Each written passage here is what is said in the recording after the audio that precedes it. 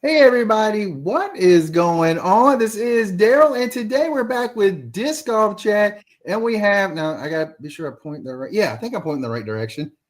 Evan Smith. Evan, what is going on? Oh, it's good. It's good to be here. First off, thank you so much for taking time to be with us. We always appreciate that. Yeah, of course, of course. Let's see. Let me put this in here right quick. Any questions? Feel free to ask. Now, I was at Yeat Street Disc Golf earlier this week.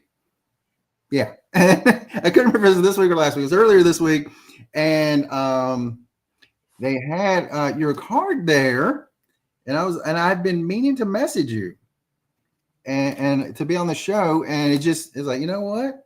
It was fate. There Uh, you go. First off, they're one of your sponsors, right? Yeah, yeah. I've been with them for I think 3 years now. So Oh, that is awesome. What a great shop that is. And they messaged me when they're like, yeah, we're going to put some of your stuff on our TV. I'm like, thank you. And I yeah. said, hey, Evan's going to be on. Be sure to have that on. Oh, And for sure. now you just signed with Dynamic Discs again. Was it again? No, it's first time. Oh, first time. First time. Mhm. So, what's that process like going from 1 year with this, then going to a different company's disc? I mean, how long does that take to get adjusted, and how long does it you get that feel right? Yeah. Well, I don't really know, honestly. Yeah, I could throw an open bag with Clash last year. So there were different molds, different discs that I would prefer from time to time, and I would just switch to those. So this is going to be a little bit different because like this, I mean, obviously going from an open bag to, you have to throw like, trilogy lot lineup, like the selection is actually smaller. But Mhm. I mean, the trilogy lineup's still great. I'm finding like the right slots, I think, for what I want. Like I go to overstable, like flex forehands a lot. So I think 3 felons in the bag right now. I have a general, I have an enforcer. Let's see here. What else? Oh, I like a nice hyzer flip, like fairway driver game. Mhm. So I have the getaway in the bag. And a few other ones. I think the main trick though is just throwing the discs like they're different discs, right? Mhm. I can't. I used to bag an Athena. I can't throw the getaway like it's an Athena like that. It's not the same disc, right? And like you say, like obviously Evan, like that. Yeah, yeah, of course, right? But I mean, like we get so used, like pros get so used to throwing the same disc the exact same way over and over and over again, right? Or like get used to like a certain flight. And so it's like when a disc that feels similar doesn't fly the same, right? It's like, whoa, what happened, right? Yeah. Um, so that part's been kind of tricky, but it's been pretty good. It's been pretty good. Now, as an amateur, I can understand this because I've started playing some glow disc golf, and I don't have some of the molds that I like in the glow plastic. So I have something I'm like should be about the same, and it's not. Yeah, And yeah, so not getting able to play too much glow, I'm like, where's this thing going, and why is it not going like I think it should? So yeah, yeah. So I'm yeah, looking forward to seeing how you adapt to that and see how other players are doing that this year because there's so many players switching this year. for Um, sure. all right. Now we're going to go. I try to keep it chronological, and then I go and do stuff like that. All right, we're going back pre disc golf. Did you Okay. have an athletic background, or did you just go start with disc golf, or how did that go about? Yeah, so I played travel baseball Oh, throughout geez. middle school, and then like my 8th grade year, I like ended up hurting my arm. I was throwing pretty hard. I was a pitcher, so I could go like mid 70s, I think, as an 8th grader. And then so I stopped playing baseball, but I wanted to do something else competitive, and so I picked up disc golf. And my brother was better than me, and my dad would take us on the weekends and go and play and stuff. And now my brother's not better than me anymore. So yeah. That's awesome. So I mean, how did disc golf how did you actually find disc golf?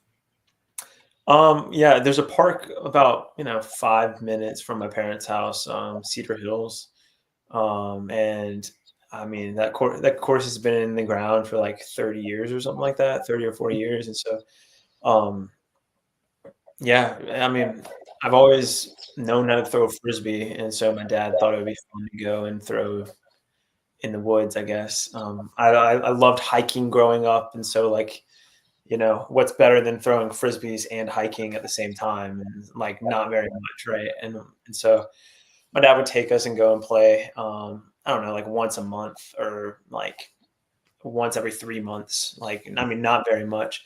But I remember my first disc ever was I think it was a DX Leopard, and there's a not I lost it at a different course at Buckhorn. Over in Cary, yeah, and I was mortified when I lost it, and then I think it was like a Saint Pro for my birthday, like the week after or 2 weeks after, something like that. I got a Saint Pro and a Shield, um, and yeah, the rest is history. I started throwing that Saint Pro all over the place, and I was like, I don't even need the Shield. Like, it's like I only need one disc, right? So yeah, that's kind of how I got into the sport. Yeah. A Saint Pro is kind of one of my go-tos. A Saint and a Saint Pro, and I try to throw a Grace. It's too overstable for my little noodle arm. Yeah. Yeah. I still remember when I threw the Saint Pro 300 feet for the first time. And it was like, it's a pretty downhill hole. Like, it's like straight downhill. Mm-hmm. And it's what is it? Hole 15 at Cedar Hills. And I went flex forehand, just flung that thing, and big flex shot on it, right? And it goes behind the basket. And I immediately text my brother. I have like a slide phone, right? And I just like text my brother, and I'm like, "You will not believe what just happened," right? And he was like, "No way, that's not true." And I took a picture and stuff. I don't have the picture, but yeah. Anyway, it was crazy. I remember that vividly. It was insane. It was a That blue Saint Pro, and it looked so cool. It looked like it was like kind of like polished, and it was just glowing, basically. At least in my head, it is. that is awesome. I mean, how long have you been playing? We're playing. What was that? 9 years, 10 years, something like that. Wow, I think. you're a I say veteran. 8 or 9, but I think I've been saying 8 or 9 for the last like 2 years. Well, Yeah. in a decade, it'll still be 8 or 9. So yeah, probably like 14. So I started when I was 14, Mm-hmm. and now I'm 23, and so 9 years. Yeah, Yeah, that sounds right. yeah. Yeah, Wow. yeah. I just did the math in my head. You're born in 2021? 2021, 2001. Yeah. 2001. That's I was what I gonna meant. say- That's what I meant. I know. I know.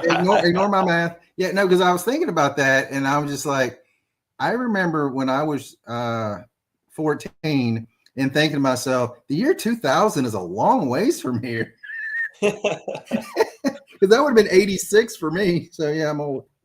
There you go. 2001. I'm good at many things. What about your amateur career? When did you start really competing?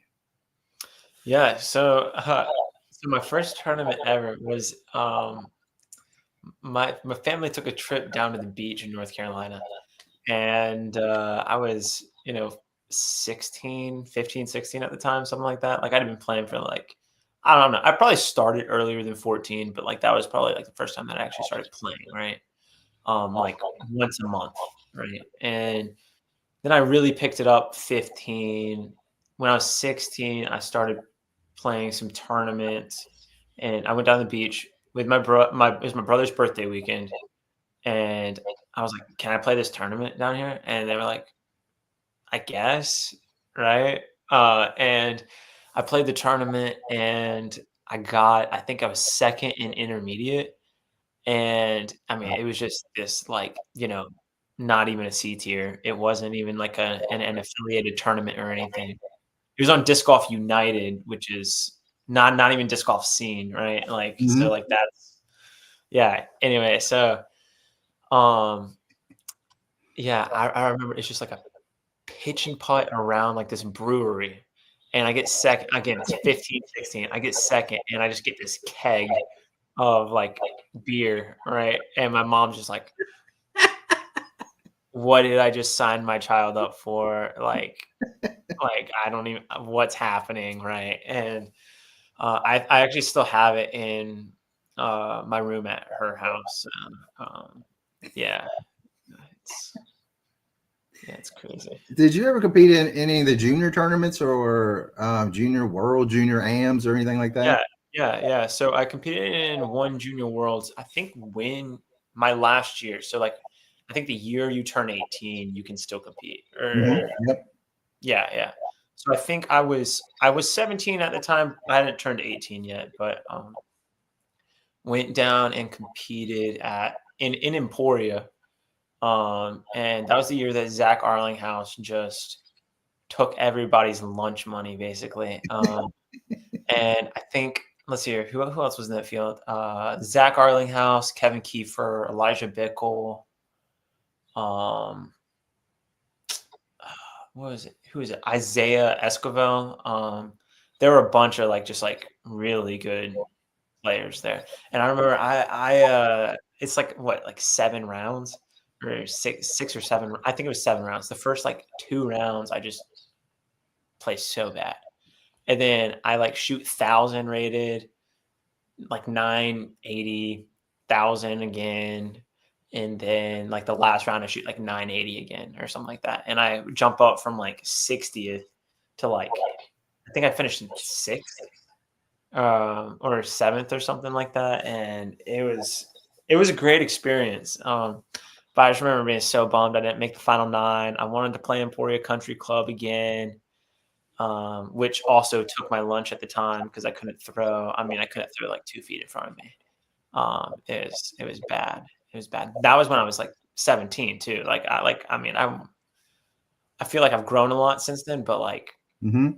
I mean, 17, 18, you're kind of like already, you should be throwing pretty far. I feel like if you've been playing for a few years, but Yeah, I'm 52, still working on that. yeah, yeah, yeah. I Um, do I do lessons all the time, and I have like these like 4-year-olds who come and like have better form than me, and they're throwing like 150 feet or something like that, and they're like, I don't understand why I can't throw farther. I'm like, you weigh 50 pounds. I mean, I watched some of the juniors, and I'm just like, what is going on? You got like 10-year-olds throwing like 350. I'm like, what is this? What? Yeah, yeah. There's some bombers in like the Raleigh area. Oh my gosh, who is it? There's like 2 sets of brothers that are like really good. And they all like 2 different sets of brothers, like they have great form, and like they're just like pushing each other to get better. So yeah, yeah. There's like one who's like 8 years old, and he can throw like 250 or something like that. What was Kiefer's first name? Kevin? Kevin, yeah, Kevin. Okay, I just want to throw this out there because I remember seeing this not long ago. Kevin and Stacy are expecting, so congratulations to them. So Yeah, we have a new disc golfer on the way. nice. At what point did you say, I'm doing pretty good in this amateur thing? Maybe I should try it to the next level. What? Oh, okay. So uh I mean, Zach kicked your butt. Now, yeah, no, it was before that though. It was so I won, let's see, I won the Tar Heel Open, which is like a pretty big B tier in North Carolina, in the advanced division. And I had averaged 1,000. No, I didn't average 1,000, but I shot like 2,000 rated rounds and then like a 930 or 940 or something like that. And I won by like 4 or 5, and I was like, I was one away from cashing in pro, right? Obviously, I didn't follow the pro tour at the time, or very little, right? And I was just like, I'm basically a pro. Okay, these are the best of the best, right? Mhm. And not the best of the best, but like, still good disc golfers, right? And so, yeah. Anyway, it was, I was like, I can do this, right? Like I've only been playing for 3-4 years, and I'm shooting 1,000 rated's pro. Mhm. Like that's what it was in my head, right? And so now, yeah. Then I was just like, okay, I can get better and get better and better, and that's been my goal ever since. So Mhm. So sounds like that when that bug hit you, that disc golf bug, the passion is stronger. Do you still practice a lot and just go to courses all the time, or what? yeah, I practice a lot. It is my job. So Mhm. um, you know, I would say I practice a lot. Mhm. I don't necessarily go to courses though. Mhm. Like I go to courses. Actually, I have to take that back now because my buddy's in town, and so we've been playing a lot of disc golf. Like actually playing courses and playing a lot of disc golf. Mhm. But no, I think the majority of the way that I get better is by doing field work and putting. And so I'll spend anywhere from, I don't know, like like a given day. Like today was a light day for me. I did some like disc golf lessons and I had some other stuff going on. And so I did like maybe 2 hours of field work or something like that today. But that's a pretty light day for me. Wow. Um, so It's yeah, funny. I'm sorry. typically I'm throwing anywhere from like 4 to 6 hours a day. Wow. Um, so yeah, but like that's like with like breaks in between, and like you don't have to throw that much to get better. Like there's stuff that you can do to like on the side too. But like I don't know. I feel like field work and putting practice and stuff like that's just like the bare minimum for being on tour, like maybe like a few years ago, like I always hear stories of how like tour was in like the 90s or like the early 2000s or whatever, where it's like not very many people could afford to be on tour and stuff. And so when people were, it's just like a big party or whatever. Right. But like, especially like and again, I've heard from other people is like since Paul and like Ricky and like those guys, like were on tour and like took it seriously as a job, like other people started doing that as well. And so like nowadays it's like that's the bare minimum for being on tour is you take it like a full-time job and like try to get better every day. Like, but that's not even like what separates you from the Mhm. rest of us. That's just what gets you on there. Um, Stuff like gym or anything like that, like working cardio, working weights and things like that. Do you incorporate that with your daily throwing? Putting yeah, practice? so right now I'm rehabbing an injury. So I've been taking a step back from the gym, and really trying to just rehab it. And any time like I haven't even been throwing 100%. And so that's been kind of annoying. But Mhm. uh, yeah, anytime, anytime I try to like work out and stuff, I hurt my knee, like I sprained my MCL. But it'll be fine in like a week, right? Like it's not a huge deal, but anyway, I it just gets sore like the more I like work out. So I've been going to PT and stuff and like doing Mhm. that. But I haven't really been doing a lot of cardio, so that's gonna ramp up though in the next week. for sure. How big do you think that the cardio is for your mental side of the game? Being able to like toward the end of a round, especially like on a hilly course like Olympus. I mean, at the end of rounds, at the end of the tournament, I just feel like it's the cardio will be significant at a course like that. Yeah, I've always thought that like in order to be a good player on tour, you have to be able to walk well, right? Like that's just kind of how it is, right? Like you aren't like in golf carts and stuff. And so I mean there's something to be said for like pacing and stuff like that. Like how fast you walk. Uh but part of it's just like part of the reason why throwing like for hours on end each day or like doing cardio is important is like at the end of 18 holes, right? Like the goal, right, is to win, Yeah. right? And so at the end of 18 holes, you might be in a tie for the win, right? Like, and who knows, you might have to do like an aggregate playoff where it's like, okay, hole one of D glow, right? You walk straight down a hill, then you jump over to 17.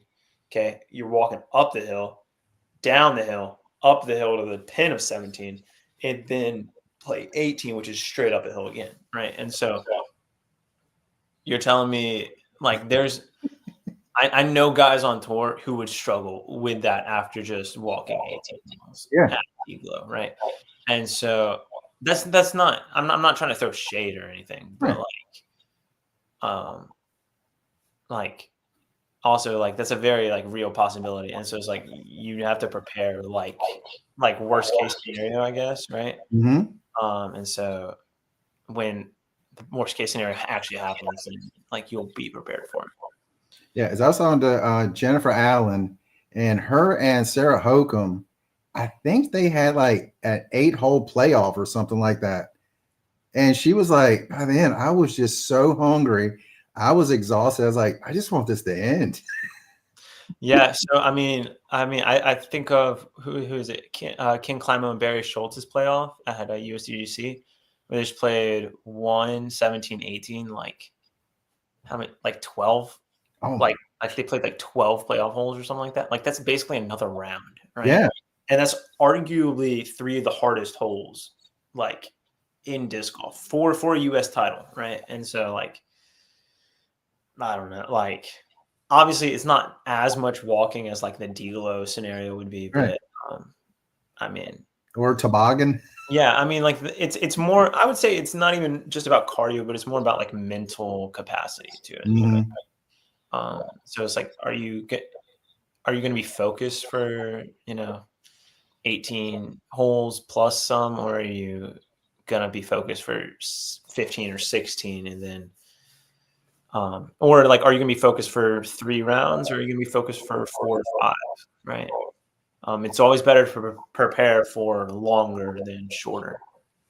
So Have you ever I mean, how do you like mentally prepare for a tournament, and how does like I guess that's probably the wrong way to say it. But like with a sports psychologist, or you ever talk to any of them and or anything like that? Because the first time I remember that was John Smoltz, the pitcher for the Braves. He was just struggling, and I remember him talking about having a sports psychologist, and he turned it around. And I just wondered if you've ever done that, or do you just how do you mentally prepare for like if you have bad shots, and then how do you come back from those? yeah, Long way to get to that question. bad shots happen, right? Yeah. I mean, so like I always think of like I saw this interesting statistic one time. It was like the difference between, so it was talking about like the rise of, I think it was like Roger Federer or like somebody, right? And it was like Mhm. the difference between them being a top 50 player in the world and a top 10 player in the world, right? Like is not that they lost or won an insanely larger percentage, right? But they went from winning, was it like 49.5% of their points, right? So like percent, yeah, right, to 50 0.7 or like 51 or something like that. Mhm. So it's like 1.5%, right? And then the difference between them being a top 10 player and the number one player in the world was they went from 51% to like 52.5, right? So like the percentage of like good shots versus bad shots is a lot less than people think, right? Like you don't actually have to be like Gannon Burr was arguably one of the best was the best player in disc golf this past year, right? But he still threw bad shots, right? Like even on his best rounds, he didn't shoot 18 down. So like bad shots happen, like and you can expect that they won't, but the only person that you're fooling is yourself, right? Like everybody knows that at some point, whether it's during this round or like it might not be, right? But at some point during the next 3 rounds, right? A given tournament's 3 rounds or 4 rounds or whatever. Like you will throw at least one bad shot, or get one bad break or whatever. Like that's just how it goes, right? And so the sooner people like get like the sooner you can like just accept that and like Mhm. kind of back from it, like the easier like the mental side of the game is. For me, I think the what changed my mind about that very thing was when I would see Missy Gannon or Evelina Solomon. They would hit the first tree and turn around, have the biggest smile on their face. Or they would lace a 450-foot shot, turn around, have that exact same smile on their face. And I'm just like, if they can do that, what's my problem? Yeah. Yeah. So I always say like I feel like well, pros also struggle with this. Pros and AMs both struggle with this. But like it's like AMs don't have the right to be mad, right? Like, I'm sorry. Okay. Like if you aren't practicing like I do a lot of lessons for AMs and stuff. Mhm. And like they'll get frustrated and stuff. And I'm like, well, how much time have you put into your back end? And they're like, I spent so much time. I was like, how much time have you spent? Uh, I've done like four months of this. I'm like, I've been doing this for 4 years. Okay, and my backhand's not where it want where I want it. Right? It's like you've been doing this for 4 months. Okay, it's like you can chill for Yeah. at least like a little bit, right? But it's just like right, like if you put in the work, right, then you can be frustrated. But a lot of the people who put in the work learn how to not be frustrated because it's like they understand, hey, I've put in this much work.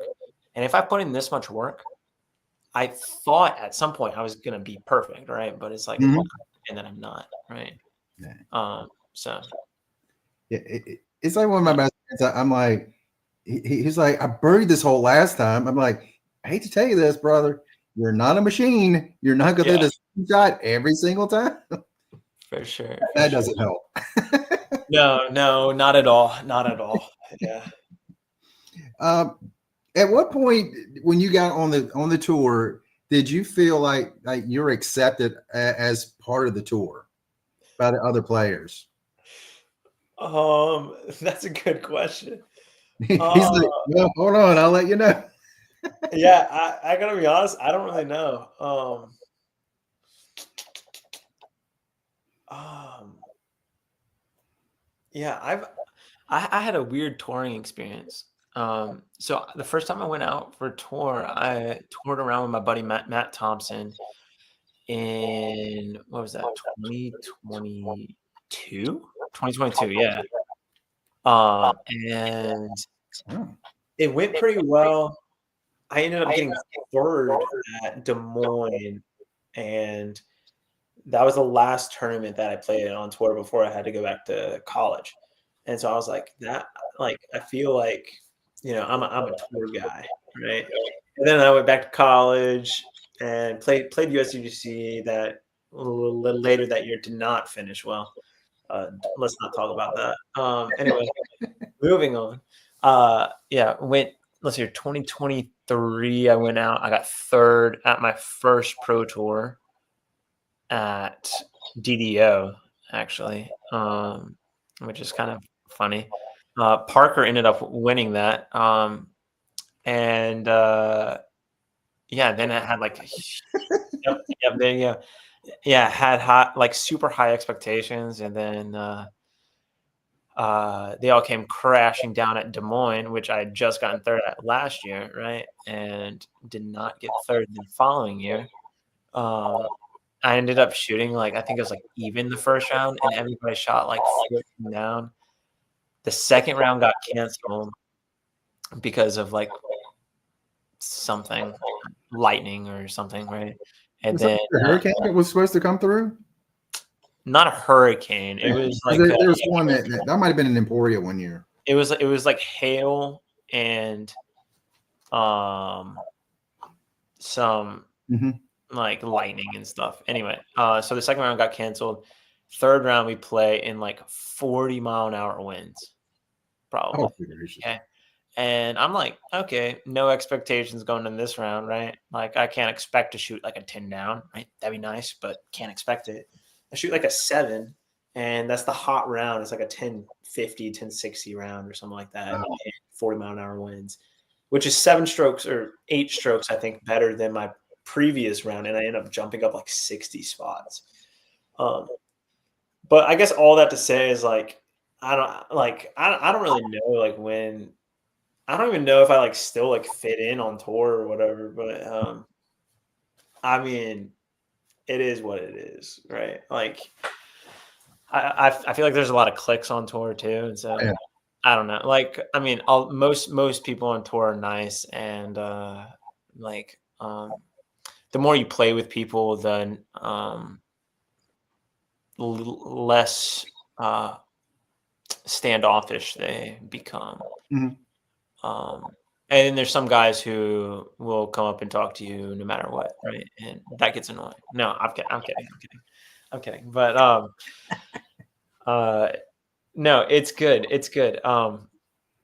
So yeah, I don't know. It just kind of happens over time, I guess. Yeah, thankfully there's like a group of guys that I like travel around with on tour. I was going to ask you that. Yeah. Yeah, I actually travel with my wife too. We got married fall of 2023. No. And so last year, I'm late, but congratulations. Thank you. Yeah. And so last year we went full tour basically. Well, mostly full tour. We played like 16 events. And I think she was at, 14, like 13 or 14 of them. And so thankfully she works a remote job, and so she can travel with me. I don't understand how people can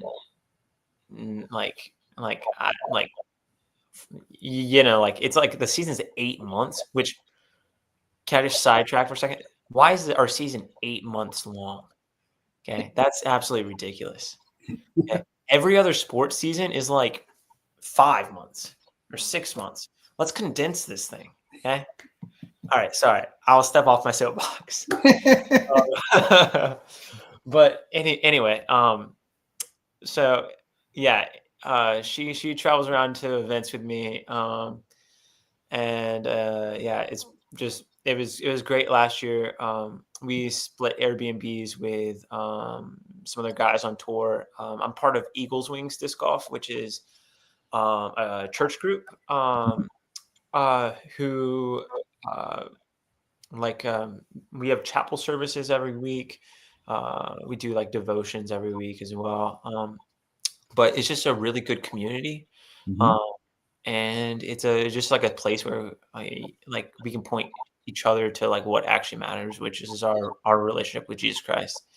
So that's just, it's just great to have like those guys around who are like-minded in that, and who honestly feel like family as well. So it's great.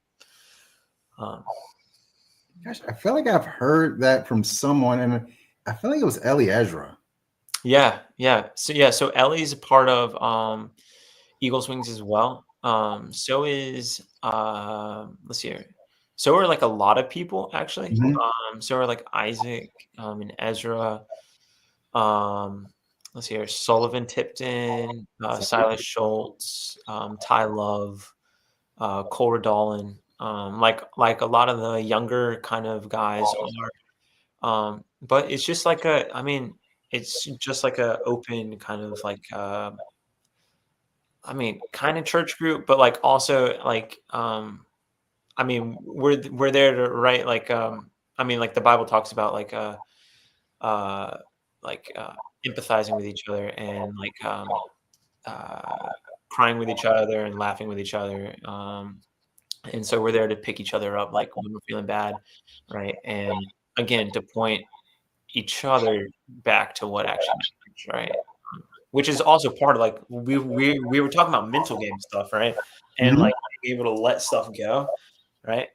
And some of the guys on Eagles Wings are good about that. Some of the guys aren't. So like, I mean, I'm not gonna say like that's like definitely like a reason, but like it doesn't hurt for sure, right? So Yep.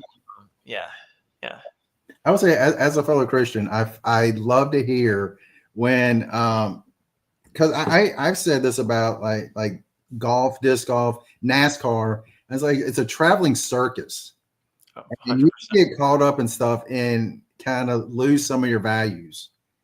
And the fact that y'all have a group that come together, to me, that's amazing. I love to hear that, especially I mean, most of your tournaments are on Sundays and during church hours. Yeah, The fact that y'all can get together and have time together and praise, that to me is amazing. I love to hear that. for sure, for sure. Yeah, and yeah, I think this year we're looking forward to really just like increasing like the ministry as well. And like so every year we have an Unchained conference down in Florida. So if you're a Christian disc golfer and want to check that out, make sure to follow Eagles Wings on Instagram and check that out. But basically, we had like 200 Christian disc golfers all come down to Florida for the week. A lot of the pros were there. I was there. Cole Dolan was there. Sully, Silas were there, and we did clinics and stuff, and just talked to people.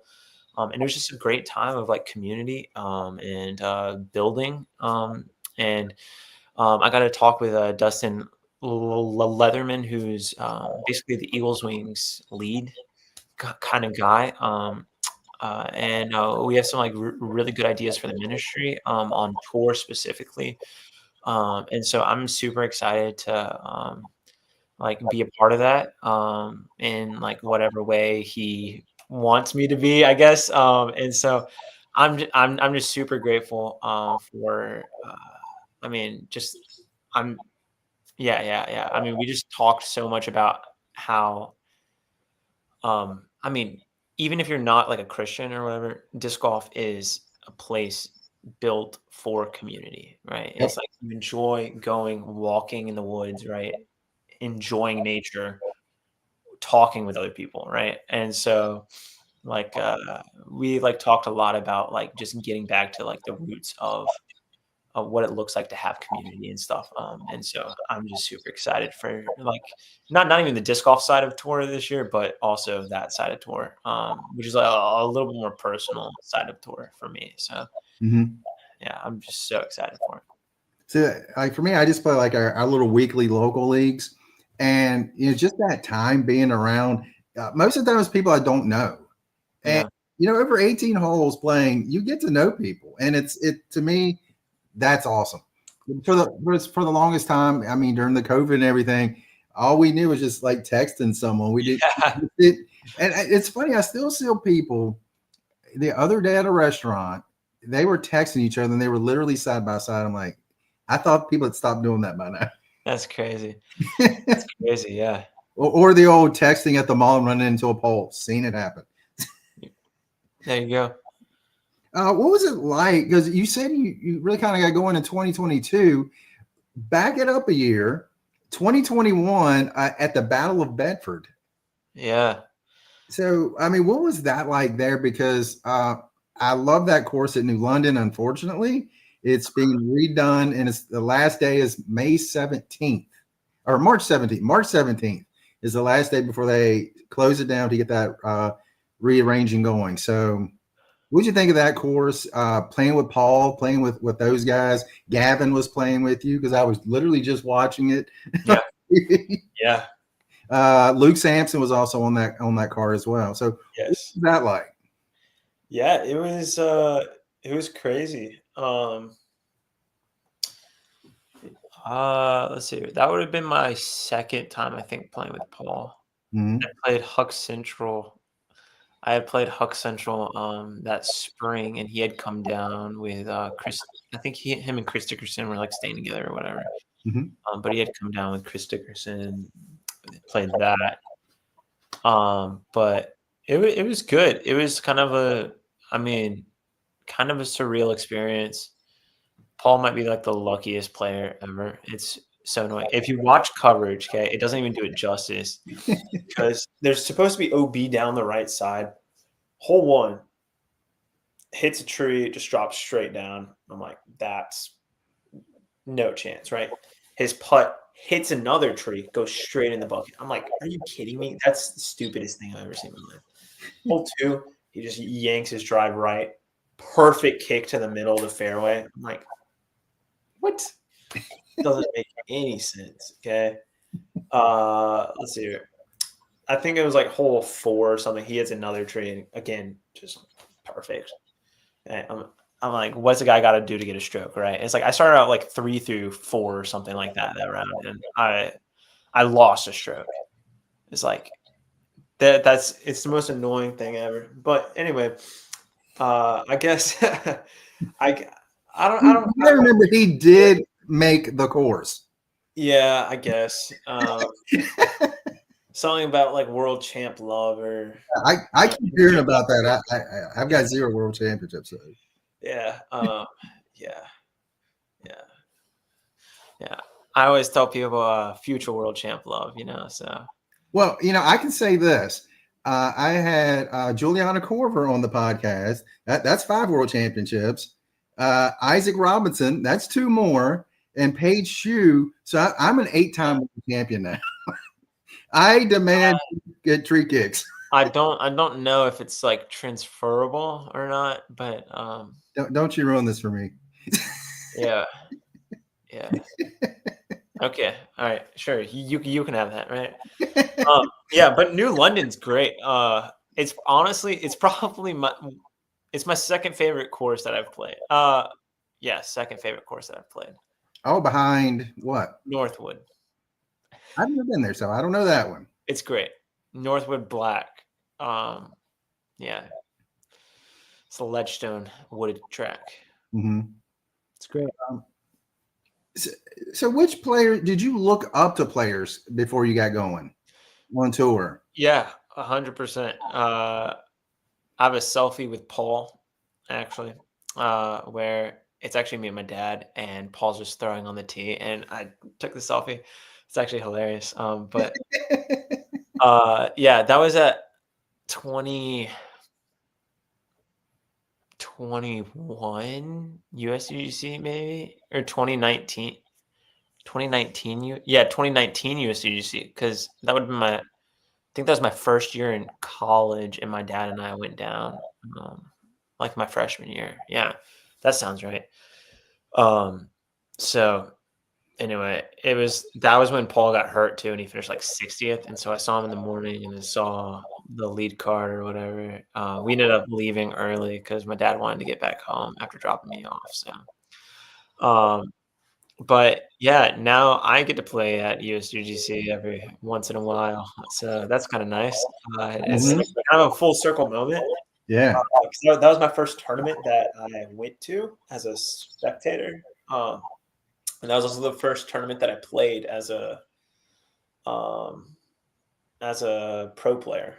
I qualified on like a Monday, and so wow, yeah, that's crazy. Yeah, I mean, what was it like? Because it was the first year I got to go down there, and you park over around hole 14, I think it is 13, 14, where the whole 13, yeah, that par 3 that goes down with the hay bale.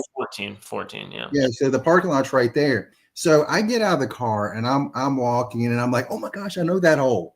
Yeah. Yeah, I go to the next one. Oh, there's the triple Mando hole right there. Yeah. I mean, Yeah. the holes are celebrities. Yeah, 100%. You get over hole 7, you're like, oh, there it is. Oh my God. Yeah, yeah. USGC is probably like the place that and GMC for me Mm-hmm. were the places where I was like, wow, like this is crazy right now. All right. Yeah, because like I watched actually one of my first, and I think Europe is going to be this way this year because the first tournament that I ever watched was like European Open in 2016 or something like that, 2017 maybe.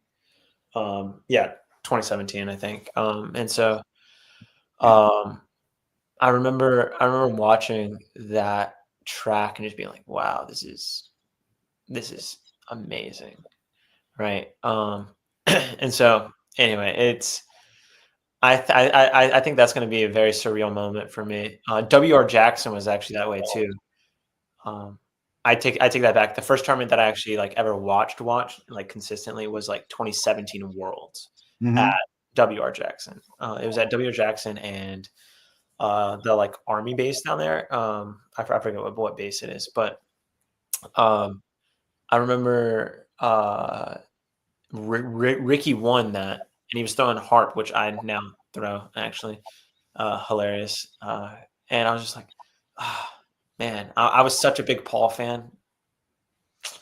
It's kind of crazy. Fun fact, I'm actually up on Paul from last year, my record. So I was 7-6 against him. So Oh, yeah, come on, right? no. Sorry, that was side note there. All right, sorry, but let's hear it. 2017 it was like the first tournament that I watched with Ricky winning, and he was just draining everything. And so watching WR Jackson and then watching playing with Ricky and playing with Paul and playing with all those guys is so crazy to me. Like it's very surreal sometimes. But I think I've gotten over it a little bit, which is kind of sad. But it's also like it's probably good that I've gotten over it just a little bit. I've always told myself like this is where you expect to be, right? And so it's like all the pressure or like all the stuff like you want that, right? And so that's kind of always been like my mentality behind like playing with whether it's playing with Paul, Rick, Simon, Eagle, enter somebody's name here, right? Playing with them, right? You want that kind of pressure, expectations, or whatever, or like playing in front of cameras or signing autographs or whatever. It's like that's not necessarily the goal, right? The goal is winning and playing well, but that's all stuff that comes along with it. And so if it wasn't there, then you wouldn't obviously be in the position that you are, right? So. You talked about WR Jackson. Do you know if it's going to be coming back anytime or? I don't. I heard that. I heard they had to take down just about everything and start planning. I don't know. I heard that they had to just rip everything out, basically. I have no idea though. So just watching Champions Cup there, I think it was 2 years in a row. Yeah. Chris won it the first year. Isaac won it the second year. Yeah. Well, one things I did ask Isaac, he did get the 18 basket. Yeah, nice. That's good. And I was like, man, that looks like such a great place. Man, one of my friends, we were going to plan a trip down there. So too late now. Yeah. That was a great course. They trimmed it up a little bit though, from the first year Champions Cup was there to when Isaac won. They definitely trimmed it up. Like the rough wasn't very intense at all. So. Did you notice that about New London Tech? Oh yeah, 100%, 100%. But I'm sorry. Go ahead. I would say like New London's isn't that bad. So I would say the worst part is that they took away the OB on 1 and 2. 1, 2, and 3 actually. Yeah. Yeah, specifically 1 and 2, though. Mhm. Like it just made those holes so much harder and a lot better, honestly. Mhm.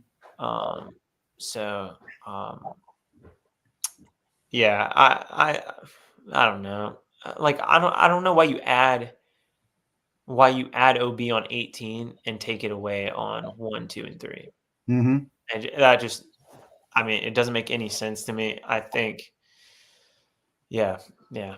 I I think mean, the course would have played fine other than that. I'm actually a fan of like the way that they cut it in. mhm. So I like in woods golf, Northwood does this really well, where it's like fairway, you can land in the fairway. Like it takes a good shot to land in the fairway, but you can Mhm. do it. And then there's like a first cut where you can scramble out of, right? And then there's a second cut where it's thick and you probably have a forehand roller, tomahawk pitch out, right? Like something like that, right? But for the most part, right? Obviously, there's exceptions to the rule, but for the most part, good shots will land in the fairway, or great shots will land in the fairway. Good shots will land in the sides, and then okay or bad shots will kick and be in the um like rough, right? Um, and so like that's kind of how I like woods courses in general. Mhm. I think another course that does this well is Des Moines, actually, on like their wooded sections. Um, they have like a first cut and second cut, even if it's just like a small kind of like fairway. Um, but uh, yeah, I mean it's a really good kind of like design out there. Mhm. The one other hole that all us locals really knows that they really took a lot away from was hole 17. Because hole 17, you had that long straightaway, and then you had kind of like a diamond where you had two different lanes. But they like all the woods that was in between that, they just took everything out from underneath, all the undergrowth inside that little area. I was like, man. Yeah, I wouldn't say so. I don't think that one changed that much, like the scoring wise of it. Yeah. Mhm. Um, I think the thing that changed it the most from like 2021 when I played it Mhm. was like the left side of the fairway. There was a little bit more of a bailout area um, than during, or like there's a more of a bailout area now than like during Worlds, Mhm. or not during Worlds, than during like Battle for Bedford, like a few years ago. So like, um, but I think that that hole is pretty good in general. Like the tee shot's still hard, it's still tricky. You still have to flip something up and keep it tight. Mhm. Um, yeah, I mean, there's just like a few spots on it where it's just like for whatever. Oh, the other hole that I noticed it on was 11. Is that the par four? 11 is a par four. Yeah. It's Yeah, first shot when you get back in the woods. yeah, You have that the 9 is the yeah, 12 to 34. Then you have yeah. par three, and then you go into the woods, go up a little. All right, so 8 and 11, both of those, all like a lot of the rough got taken out. So Yeah. 8 probably played at least a third of a stroke easier because of Mhm. that. I would say, and then 11 probably played. I mean, not a third of a stroke, but probably like maybe point 0.2 of a stroke, like easier. Just because like you can get in bad, you could have gotten in like really bad spots on those holes, specifically hole 8 actually. But Mhm. uh, I mean, not to say that I didn't good on hole 8 in general, so I'm kind of glad that they cleared it out.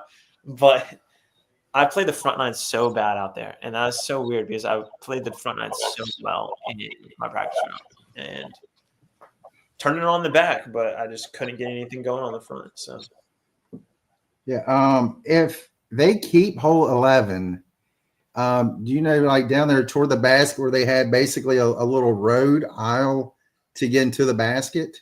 yeah. Last time I was there, it's at least double that size now. Oh, really? No. So, but here's the thing: they might not even keep that. They might be turning that into a different hole. So that's possible as well. Yeah. Because I know 1, 2, 3, 16. I think 16 on for sure are gone. I think. Yeah. Yeah, I know at least 17, 18, but I know there's a lot more that's gonna be taken out. But I was playing the other day. I was like, all right, I can finally hit that gap. There you go. There you go. Yeah. I think like I don't know. I went big forehand on it last time or Mhm. the second round or whatever, and I want to say I had like 100 feet left to the pin or something like I was way up there. It was probably like the easiest birdie I ever got out there. It's ridiculous. Wow. I have, let me do the math now, 0 birdies there. At the course? Yeah, okay. Now, here's the thing. I have a very noodle arm. Okay. Okay, my best on the longs was 65 over par. Okay. Yeah, so that gives you an idea of how far I can throw right there. Gotcha. My backhand, because of my shoulders and stuff, I backhand like 180, not meters, not meters. But my forehand's like 245. Okay. All right. So Yeah, so I'm forehand in the right. tone. So you just need to sit at like hole 3, throw that forehand, and then try to throw it. Yeah, give it a little ante, have it flex back, and then have an upshot, and hopefully I can throw the upshot in. Yeah. That and hole 14. Yeah. 14. The bell hole. It's got the bell at the bottom. If I get that out there to that woods and have it come back down that hill, we might have something. Really? Or I could forehand roller? Forehand roller? Have you tried forehand rolling? Well, I do have a very lightweight Roadrunner that might do that actually. Well, you just got to get the hill right. Yeah. Like there. Right. All the way down. All right, coach. Coach, teach me. Right. Keep them cut. I need a coach, so here we go. Yes. Maybe that's what I do after. Yeah. Oh, okay. Here's a good question. You know what? I'll go ahead and ask this question now, but I got a lot more stuff. Got some weather coming in the next week. Yeah, we're supposed to have snow here, and it was like 60 today. Do you guys have any practice methods for inside the house when you get the itch? My wife won't let me throw in the house. I've tried. My thing is, if you got a big room and you can put a basket in, you can do some putting. And otherwise, and have some padding on the wall. Be sure you do that. yeah, probably that. I set up nets. I have a garage. I set up nets in the garage. So. Who was it? Gosh, it was one of the players. He was just like, when you're sitting at home. Let me grab a disc over here. Oh, by the way, I picked this up at Eat Street. Nice. So that goes really well with my Harley Quinn right here. Oh, sweet. So he said just get a disc. You practice working the wrist, just flicking it. Calvin Heimberg, that's who that was. I wouldn't do that. Unless you're doing a putt, then that's fine. There you go. Really? I mean, hey, that will give me something to do while I'm watching other people play on YouTube. All right, Calvin's interesting to me because he actually kind of like curls his wrist a little bit. Mm-hmm. And just so you know, that's not how you should throw a backhand. Like, I don't think that's exact. Like, maybe I'm wrong. My friend that just the other day. Maybe I'm wrong, but like, his backhand makes no sense to me. You shouldn't curl your wrist when you throw. That just widens the area of like missing. Mm-hmm. Right. The whole goal in throwing is to limit the amount of misses to here to here. Right. I don't understand. Anyway, I don't know how he putts either. To be honest with you, he just. I guess he is like a wrist curler guy, right? Yes. So one of my friends was like, "No, you curl your wrist. That way you get a lot more spin on it." I'm like, "No, that's not what you do." No, you actually. What's interesting about if you curl your wrist, sometimes you do get more spin, but you lose speed, right? And so like the ratio of spin to speed will go up, but that's only because the speed is actually going down, right? So anyway, that's kind of like when I tell people that, they're like, "What? No way!" And like they immediately start throwing further. It's kind of crazy. But Okay. The reason not that much further, but like still further. the reason I know what you just said is absolutely true. Our friend Josh White from Overthrow. Yeah, he's my coach. I actually watched that video too. Yeah, yeah. I was over there the other day just doing a video with the tech disc, and then I saw him do one where he really curled his wrist. He was getting more spin, and I messaged him. I was like, "So you get any more? Does it get more distance?" He's like, "No, it doesn't." Not at all. Yeah. So distance is just speed, right? Mm-hmm. So like spin just keeps the disc in like in the air, or like keeps it like if you add spin to something, it'll make it like more. Excuse me. Oh, sorry. It'll if you add. So if you throw it with just speed and not spin, it'll make it understable. But if you throw it with spin and without speed, right, it's actually going to make it more overstable, right? So it can fight wind better, right? Like if you throw it with more like spin, Mm-hmm. but it's not gonna be nearly as accurate like if you're flicking your wrist like that, unless you're doing it on a forehand on like touch shots, then that's fine. But even on like power on tee shots, a lot of times I wouldn't even suggest that with the forehand. You can do that, but I wouldn't suggest it. I watched Ulibarri, Paul Ulibarri, and on one of his videos, when he was talking about putting, he was like, "Just keep that wrist solid when you're putting." And I was like, "Wait, what?" And now that I do that, my putting has gotten so much better. And I mean, I'm not a great putter by any stretch of the imagination, but my putting has increased so much. Thanks, Yeah. Paul. Yeah. Paul's a good coach. Mm-hmm. He also Paul actually also took a few lessons from Bob Rotella, which if you don't know who Bob Rotella is, he's a mental game coach for golf, right? He's like a golf psychologist. Mm-hmm. And so he took a few lessons, and anyway, I remember him talking with me, and I think I was with Justin Rozak about mental game over at Idlewild. Anyway, it was very enlightening and great. I always enjoy conversations with Paul. So. I'm trying to remember if Justin's local or he was just here for Liberty. Yeah. Okay. Yeah. I think he's down in Florida right now. The last I checked in with him. Yeah, he was. Yeah, that's why I knew he was local. Okay, with the OU. By the way, I need to play that one course up at Liberty too. I got to do that sometime. Did you only play the 1 year at Battle of Bedford?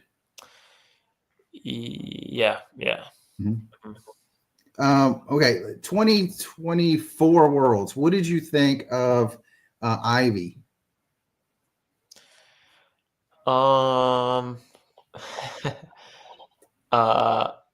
don't like it. Really? Again, noodle arm and way too much OB. Sure. It was a mess. You want to hear something hilarious? Yeah, I like hilarious. Okay. Let me take the water outside on spit. Well, this isn't actually that funny. Okay. No, okay. I threw the tee shot of hole 17. Okay. I think it was like 10, or like not even 10 times. I threw it 3 times in round, right? Because we played Ivy 3 times. And then I threw so out of 6 throws with one particular, or 7 throws with 1 or 2 particular discs, right? I threw my mid-range every single time. How many do you think I landed inbounds, and where do you think they landed? My guess will be 1, and you ricocheted off the tree on the left, and it came. No. So I threw 6 of them inbounds. Oh, and they were all within 20 feet of the pin. That hole is not that hard if people actually played it how it was meant to be played. Mm-hmm. Okay? That grass was the thickest grass I've ever seen in my life. Really? And everybody wanted to spike hyzer in. I don't understand that. Mm-hmm. Okay? Like, just right? I saw so many people just like throw the like if you're like those the way the branches are with those trees, right? Like the like all right.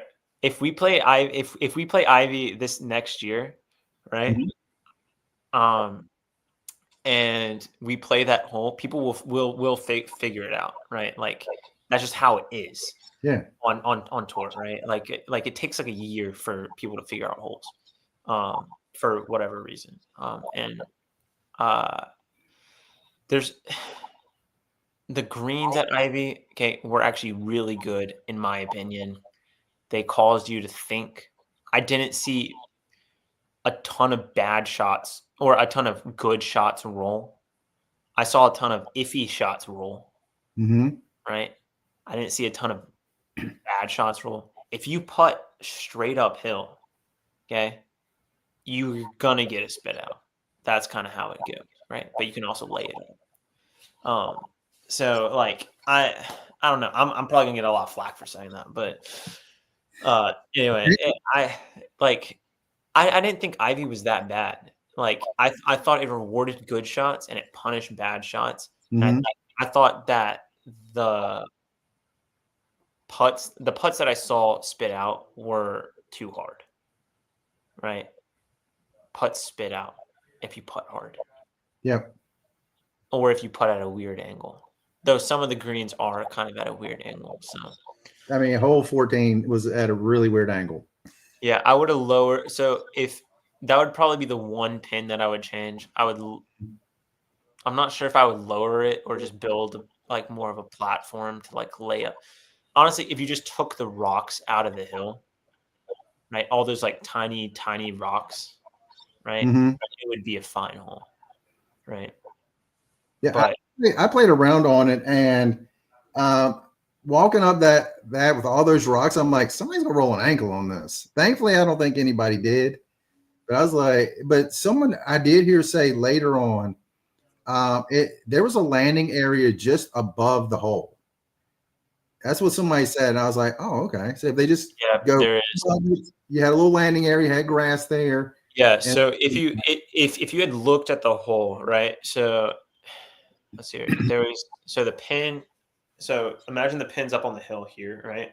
So the pin's like right here, right? And Mhm, then there's rocks and steps here, right? So if we're throwing approaches from down this direction, mhm. okay, you could land up top right here. Now, past the basket, there were a few more rocks, but short of the basket, there wasn't. And the Okay. grass was longer as well, and it was a little bit flatter. But what a lot of people chose to do is they wanted to throw spike hyzer into the hill. It's gonna roll, okay? Mhm. Especially if it hits anything hard, Yeah. right? So what you want to do, right, if you're throwing onto a hill like this, right, is you're gonna throw anhyzer onto the hill, right?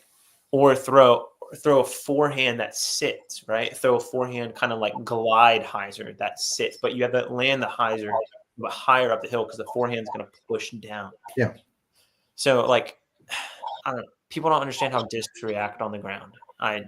You can't just like a lot of people say that you can just throw discs hard into the like on tour you can just throw discs hard into the ground and be fine and shoot well. But on at Ivy you can't do that every single time, right? There's some holes that you can, but most holes or at least that hole you couldn't, right? You had to really pick a good spot. Mhm. And if you were in a good position to do that, then you know that's on you. And then a lot of people had 50-foot putts right up the hill.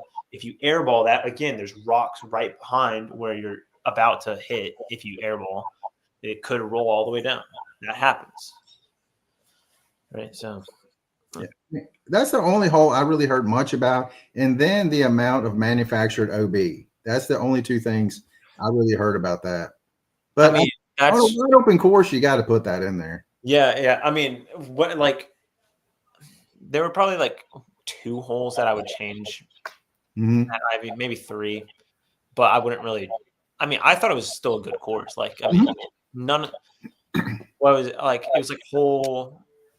Let's see, 14, 13, like 11 is that short downhill par three. I would probably Mhm. change that one. Granted, I didn't do well on it as well, so that might be why. But I would probably change that one. But other than that, like I wouldn't really change that much.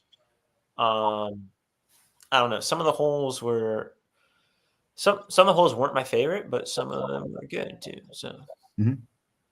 yeah, I mean, I feel like that's gonna be pretty much every course.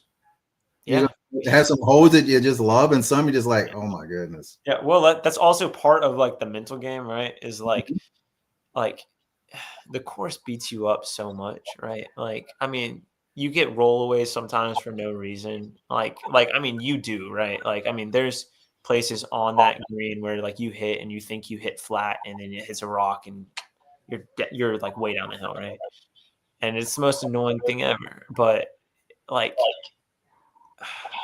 you just can't say that you hate a hole before you play it, right? Or like this hole is awful, or like talk bad about yourself, right? Because then it's just you're not doing yourself any favors, right? Again, the course is hard enough. You don't need to beat yourself up too. Like the course is already trying to do that. Yeah, So yeah. I mean, I do believe you speak it into reality. 100%. Uh, Actually, this is a funny story. My buddy Matt Thompson, who I first toured with, every time we step out to a hole, even before we started, even before we played it the first time, during that week, right? He would be like, oh, "Man, this hole is just so tight. It's so hard. Like this sucks." And I was like, "Bro, like I'm trying to throw a good shot here. It's like we can't do that." Yeah, I think he started saying it as like a joke. At least I hope he did. But like it was like I was like, just like I'm trying so hard to like focus and dial in here, and you're just over here being like, "Oh man, this sucks." Bro. I'm like, you haven't played it, okay? You don't know if it does or not. But yeah. okay. I used to play golf a lot, and there's a course here, and is a par three, and there's a house just off to the right. And one of my friends, he'd been slicing the whole day, and I'm like, "Hey man, don't hit that house." And there's two windows on the roof. Trash. He put it right between those two windows. I was like, thankfully you didn't hit the window, but he hit the roof right between the two windows. That's crazy. And yeah, next time we went, I didn't say anything. It clearly was in his head, and he did the same thing. Right in between the two windows, or Right in between the two windows. I'm like, that's crazy. I mean, if they put the green there, you're going to be great. That's brutal. That was funny, but Oh man. See, like that's when you just need to be like, okay, you're here, right? yeah, yeah. I'm like, You're hitting that way. aim for the 18th fairway over there. We're on hole 16. I know, right? Let's talk about some of the players. Like, what was it like the first time you played with some of these guys, or maybe you guys seen some fun stories? We'll start with Gannon. The first time I played with him. Mm-hmm. All right. Because he's been playing forever, and he's only like 8. I actually played with him at that's fun. I actually played with him at Champions Cup. When was this? 2022? 2023? No, 2022.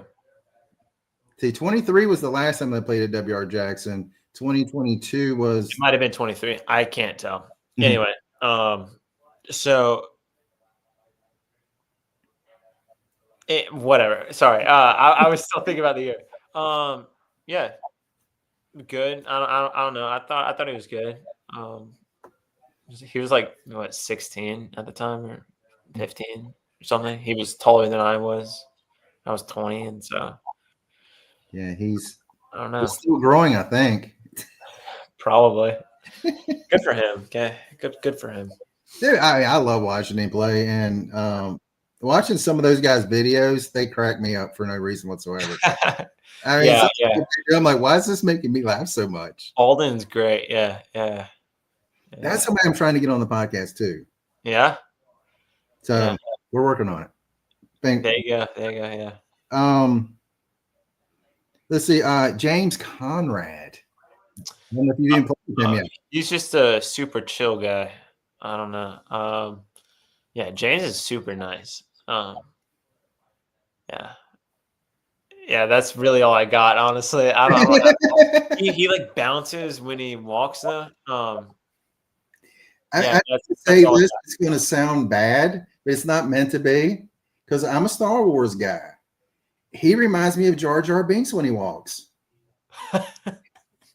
Again, it sounds bad. It's not meant to be, but he's got that little when he's walking, Oh my gosh. and he's got that long hair. That is so funny. That I can see that. I can see that. Yeah. Oh man. How does he run so far before he throws? I tried that once, and I about fell out of my face. So I heard somewhere that if he says that if he runs that long on a straight line, there's no way that he's throwing the disc off that line. That's what he said. So Hey, he beat Paul McBeth. that's true. He is a world I mean, champion. I met his dad once at this year's the 2024 Battle of Bedford. Nobody throws faster than him. I mean, he looks, picks up a disc, looks again, gone. Wow. I mean, it was because one time I looked at one of my friends, I looked over and he had already thrown. I was like, what just happened? Yeah, yeah, there's a few guys in like the Virginia area who just play super fast. Do you know Charles Bearhorse? I do not. Okay, he's like I guess he's a North Carolina guy though. Mhm. But I played with him and oh my gosh, Cody. Oh, Bradshaw? Yeah, Bradshaw. I do know him. One other guy, and it was just like the fastest card ever. And like nowadays I take my time a little bit more, but Mhm. I don't know, like a year and a half ago, 2 years, I was just playing like super fast, right? And I don't know, we probably could have finished that round in an hour if like we didn't have to wait on people to like finish ahead of us. It was so fast. I threw one time and I'm pretty sure the guy behind me, his disc hit the ground before mine hit the ground, right? Because like I was like I like turned back to my bag, pick up my phone or whatever, put scores in from the last hole, and I look up and he's already off the tee and everybody's walking. I'm like, doesn't he still have to throw? Like and they're like, no, really? That's crazy. Yeah, that made me think of something. I'll get back to these players. What does delays? How does that affect you? Like you're on a tee waiting for 30 minutes, and now there's like 3 groups. Oh, like backups? Yeah, not like a rain delay, but like a backup. Yeah. And it goes back to mentally. You just kind of like pace yourself, right? I don't know. You do any stretching or anything to kind of stay warm? Yeah. So I like sit for a bit, and then when it's like about my time to go, I always stand. Like typically, I always stand up before like whoever the person in front of me. Like if if I have a person in front of me, if they're teeing off before me, I always stand up basically. Like for the most part. Mm-hmm. Just to get loose and all that stuff. And that's like anywhere. That's not even just with a backup. Like that's any card. Mm-hmm. I just stand up whenever the person in front of me is teeing off. And then but with a backup, I don't know. I just arm circles, pump it a few times. Mm-hmm. I have a band that I have in my bag, and so that'll be I have my exercise band. I just like try to get as loose as possible. And sometimes you just can't really get all the way loose. So you just have to like relax a little bit more and really try not to tense, which even trying not to tense almost makes you more tense sometimes. I don't know. If I figure it out, I'll let you know. Do the players chat a lot during that? Some do. I talk. I was watching one of the women's. And they're like breaking out card games. Yeah, that's gonna sound bad. That's gonna sound bad. Oh man, nobody clipped that. Yeah, no, I've yeah, the girls definitely talk a lot more than we do. They're a lot more supportive of each other. Not that the guys That's aren't. exactly what I've said to them too. I've said Not that that to the them guys too. aren't. Okay, but like also there's a time and a place for that. Okay, it's like if my Yeah. buddy on my card throws a bad shot, right? I'm not gonna tell him, well, you can do it better next time. It's like no, he knows that, right? And like I don't have to tell him that, right? And he would hit me if I told him that. Like he would actually be mad at me if I told him that, right? Like he'd be like, "Thanks, dude," right? But like I don't know. I don't know. And Like that's how you get other players ejected from the tournament. exactly, exactly. Hey, he hits a Um, tree. Great shot, dude. pow! Yeah, yeah. No, I've I mean, oh my gosh. My like I have a list of pet peeves on the course. One of them is nice bid. Okay. It's like obviously I was trying to make it. Okay. You don't have to tell me it was nice. Right. It's like if it went in, you can say, hey, nice putt. Thanks. Appreciate that. Okay. I am a You go ahead and guy did it. when someone misses. I'm a hey, good run, dude. So yeah, yeah. So actually one of the pastors for Eagles Wings, he plays with us sometimes, Micah Mariano. And he so he will actually do the reverse to me. He'll like butter me up sometimes because like he knows that like I like kind of get going to trash talk, right? To where like there was one time actually this is kind of a funny story. I was playing a doubles round. Okay. It was like a league round right before the Majestic 2 years ago or something like that. And I was playing with like a 14-year-old Silas Schnell up in the Minnesota area. Great guy, by the way. And he like the Majestic is like 27 holes, right? And we're through 11 holes. And so we have 16 more to go. And he goes, "Oh, Evan, look, you're winning the Silver Series going on." And it was Evan Scott, right? And I was just like, something snapped in me.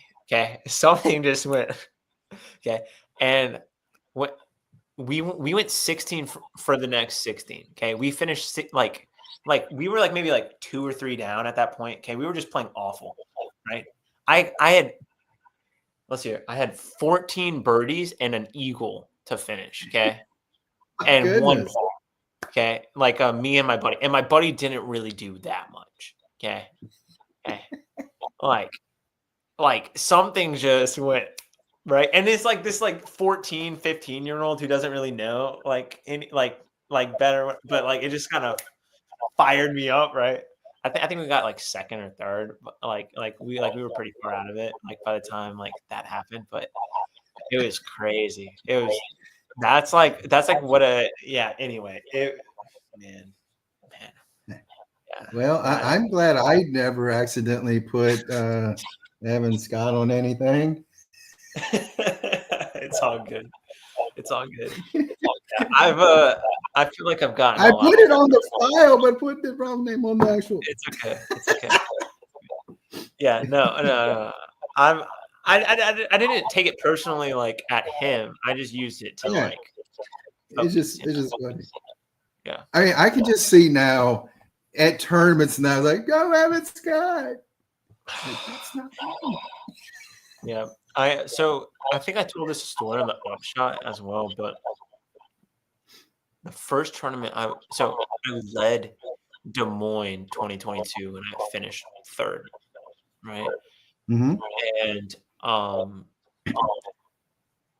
I was looking at the highlights because I was like, I wonder if they got any highlights of me, right? Because I mean, obviously, I'm looking at the highlights, and the top comment on the highlights is, "Where's Brody? He's leading the tournament, and they don't even have him." I'm just like, oh, man, what's up with that? Okay, it's like he's not leading the tournament. Okay, it's me. Okay? All they could talk about was Paul Macbeth, only 8 strokes back with the lead. I'm like, yeah, but who's in the lead right now? Okay, that's what you really have to ask yourself. Okay? I was so annoyed. Man, man, it was crazy. That was crazy.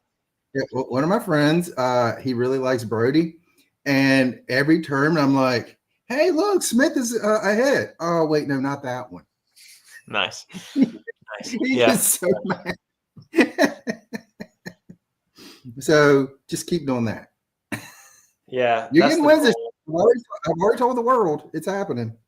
Yeah, I mean that's the goal, right? So, yeah. Hopefully, I won't get All confused right, for anybody. man. Wouldn't it be awful if they put the wrong name on a trophy? Oh my goodness. It's all good. Put Brody Scott. Brody Scott. Call me Brody. I should start signing my name like that. Just B Scott.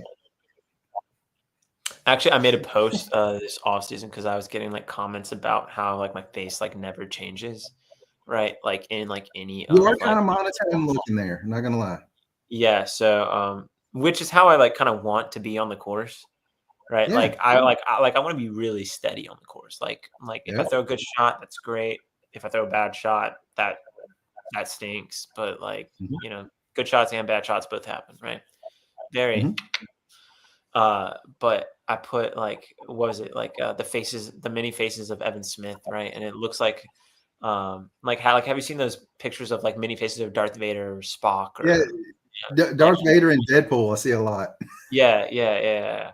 And so uh yeah, I did the mini faces of Evan Smith and it was like, happy, sad, and it's just the same face. And then I did Scottish. And I don't think many people got it, but that was I have messaged Evan Scott and I was like, "Hey, can I put this?" And like he was like, "Yeah." I was like, "Sweet." Oh, now, does he get called Evan Smith? Oh, probably. He probably gets called Aiden Scott too. Like I feel bad for him honestly. Like he probably gets like the worst out of all of us. So yeah. Plus, Um, him and I do look not unsimilar. Right. I said. Yeah. I said that right. Yeah. We look similar, right? Like I can admit that, right? But yeah, it's that's tough. That's tough. I got yeah, that's yeah. okay, who's having plastic surgery? Yeah, that's a great question. Not me. Not me. Oh, bleach the hair. I could, I guess. I need to get a haircut actually. It's getting I a need to little get hair. long.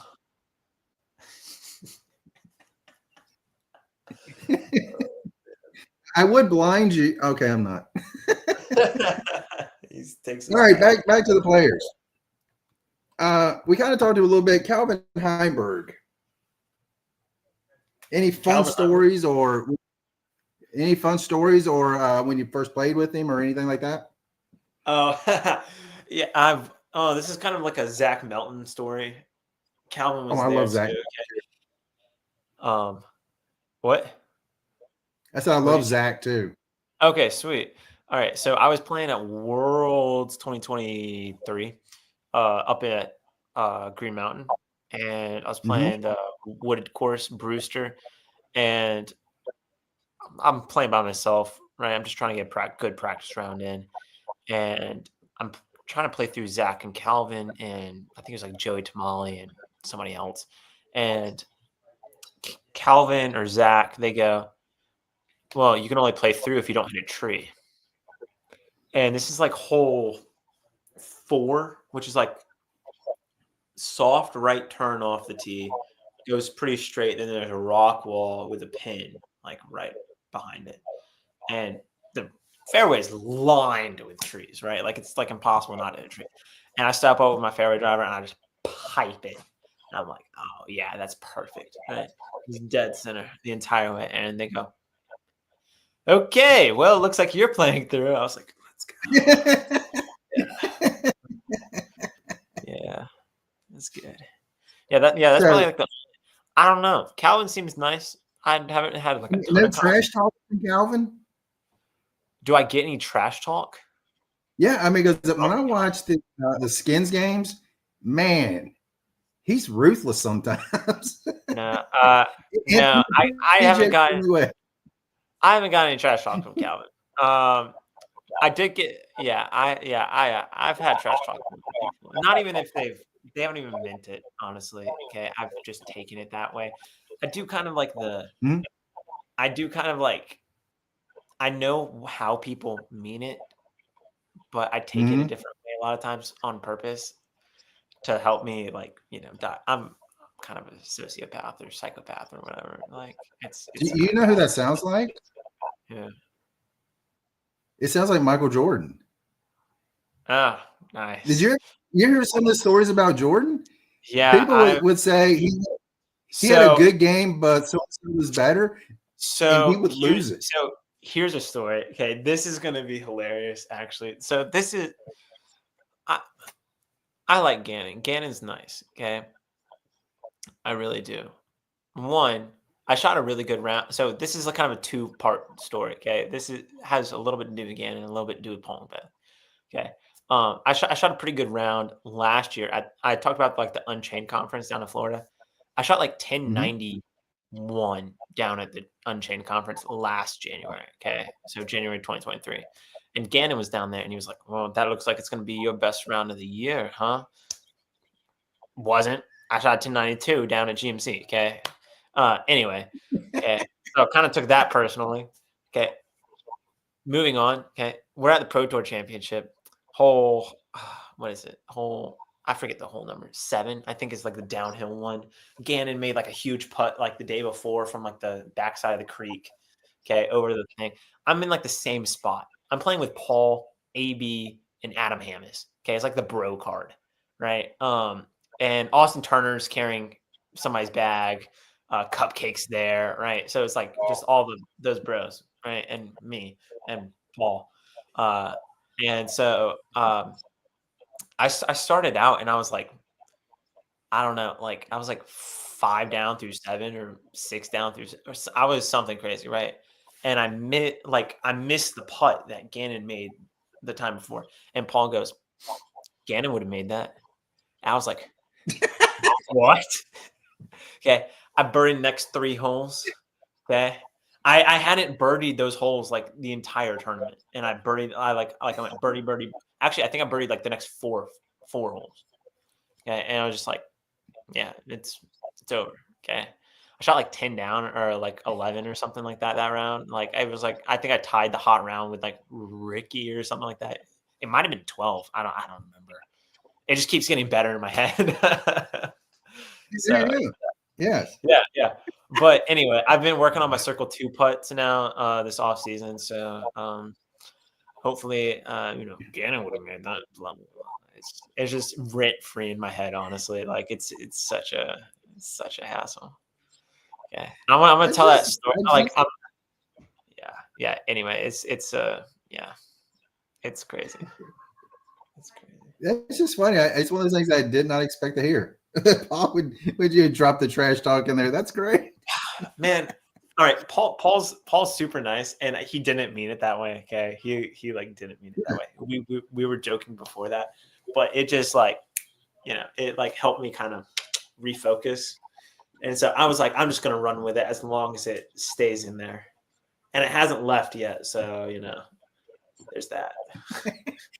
It's clearly that's there, and that was at Nevin, wasn't it? For sure, yeah. What kind of stink is y'all won't be playing Nevin this year? Yeah, it's okay. I'll just can a putt at up in lunch break. At Ivy. How about Eagle? Eagle? I don't know. I don't have any funny Eagle stories.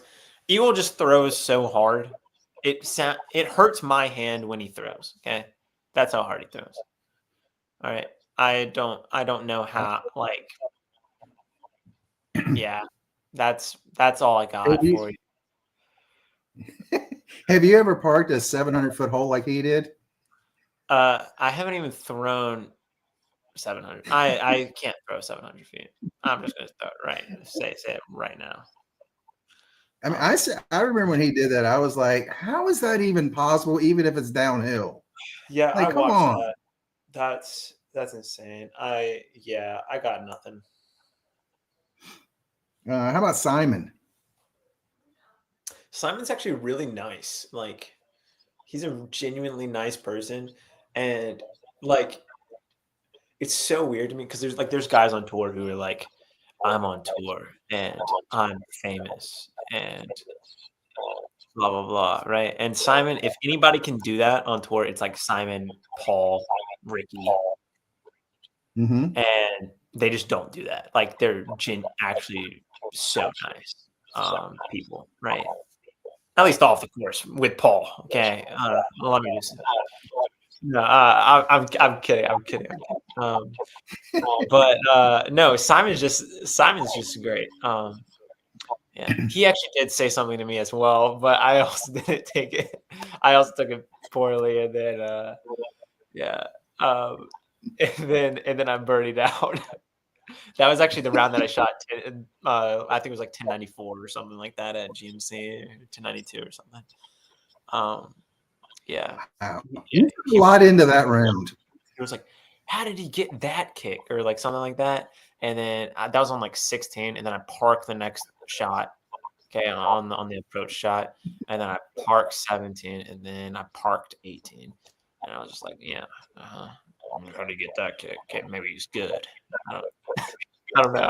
I'm just kidding. I'm just kidding. I'm just kidding. Oh man. Oh man. Like People are when I gonna come watch in so hard. I'm gonna feel so bad. don't worry, I'll make the video so other people don't have to. No, I'm Yeah, just hallelujah. Wait, but this is but live. Mm. I mean, don't worry, I can add afterwards too and make little mini clips. No. All right, just tag me. That's fine. Evan Scott said, Uh-oh.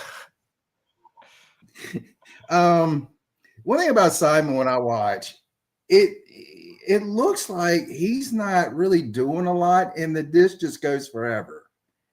Look, I mean, if I knew, I would do it too, okay? I mean, That's when I watch him throw Simon lines, I'm like, I'm confused. so to me, Simon's like the most natural thrower of the disc, like ever. Hmm. Like his approach game is top 10 in the world at worst, right? Hmm. Like his back, like his putter approach game is just great. Like the way he throws different angles, like different nose angles too. The way he matches like the grain of the ground, right? It's just absolutely insane. Um, his game is just amazing to me.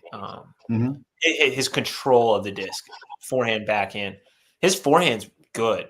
He doesn't get enough credit for that. Like if you watch him at Music City, there's like this flex shot. I forget what hole it is, like because they redid the holes, but I think it's like 6 or 7 or something like that. It's on like the front nine.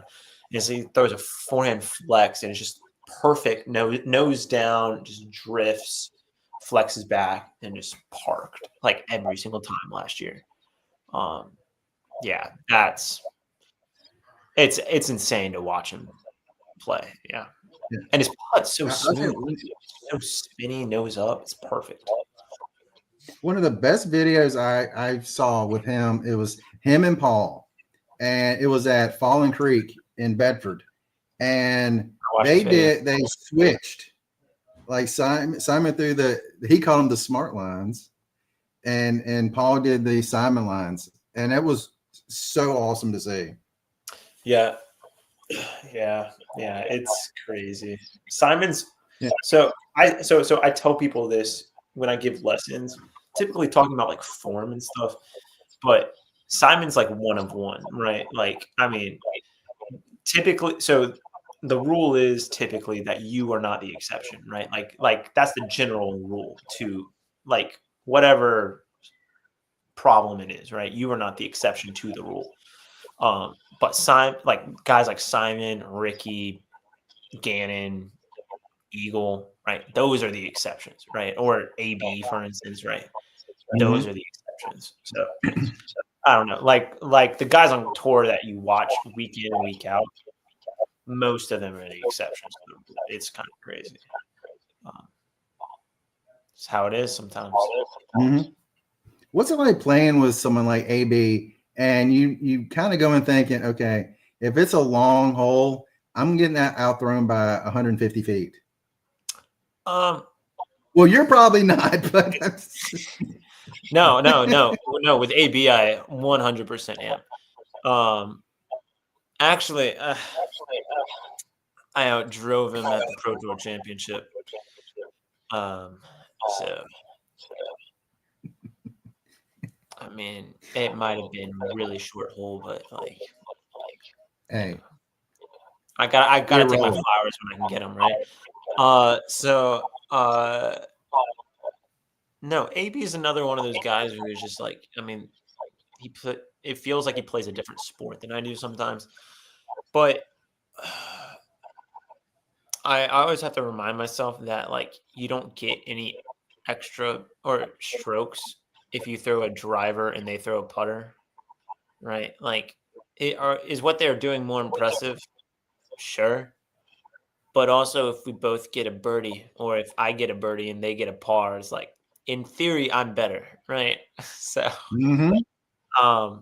yeah, that's what I try to remind myself, because it's like I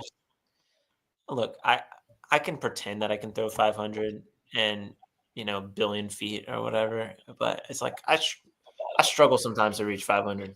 Okay, I'm just being honest. I have 480 golf shot. Dial. Yeah, maybe not dialed, but like I got that all day, right? So yeah, that's kind of where I am. Not necessarily the 700-foot bombs. That's somebody else's job, not mine. That's also not what the Pro Tour does. Like, Pro Tour is a lot more specific than that. Typically, there's only one course on tour that you can bomb something as far as you want, and that's Preserve hole 10, I think. Most of Preserve, you can bomb stuff as far as you want if you get a good angle on it.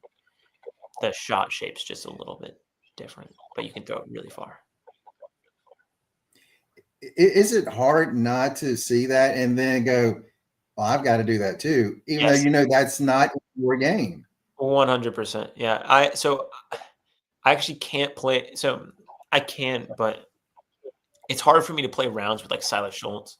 So like me and Silas are pretty good friends, but like it's hard for me to play practice rounds with him because he throws so hard and it comes out with so much snap and so much force and stuff. And like, I just don't throw that way.